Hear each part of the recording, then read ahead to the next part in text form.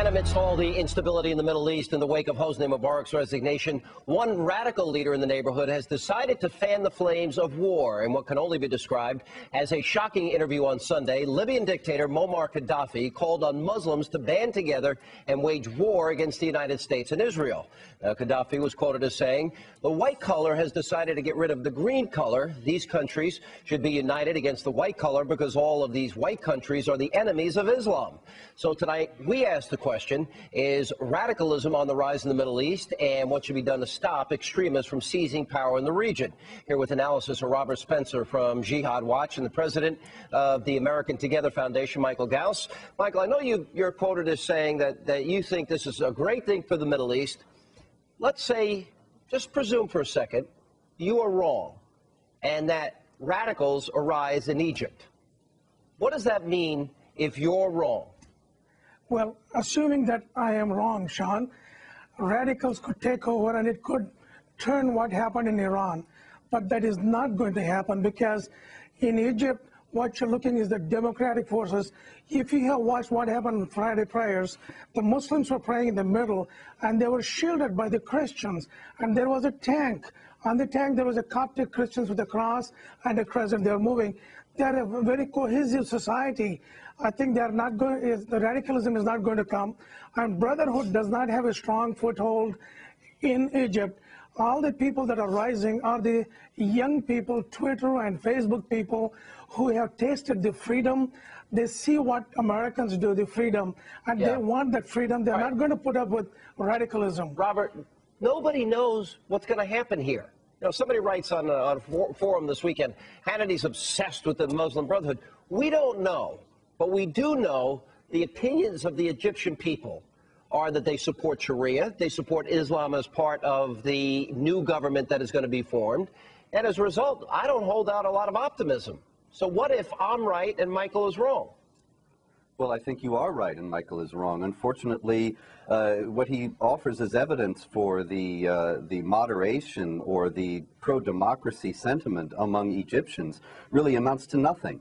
The Christians shielded Muslims while they were praying. Well, of course, the Christians have been ferociously persecuted by Muslims in Egypt. There was just a bombing recently in a church, a horrific number of dead. And so the Christians know they have to protect themselves. They have to show that they're not some kind of a threat to the Muslims. You know, any threatened community would act in the same way.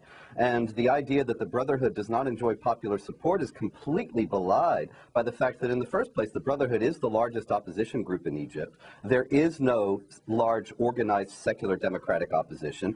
95% of Egyptians, 95%, according to a Pew Research Center poll conducted in the spring of 2010, thought that it was a good idea that Islam should play a large role in politics. Obviously, that's an open door for the Brotherhood to step in and to make Egypt into an Islamic state. And a significant percentage, 85%, also, according to polls, believe that Sharia should govern Egypt. So, you know, Michael, we're just looking at the numbers here. The numbers show where the Egyptian people, where their mindset is.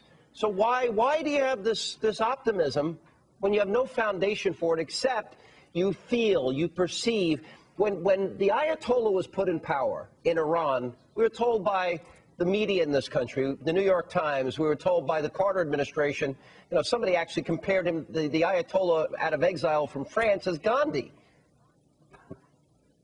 Well, Sean, first of all, the Brotherhood, what Robert Spencer, the statistics he quoted, may be true, and that was the case a few years back. But this revolution is not done by Brotherhood.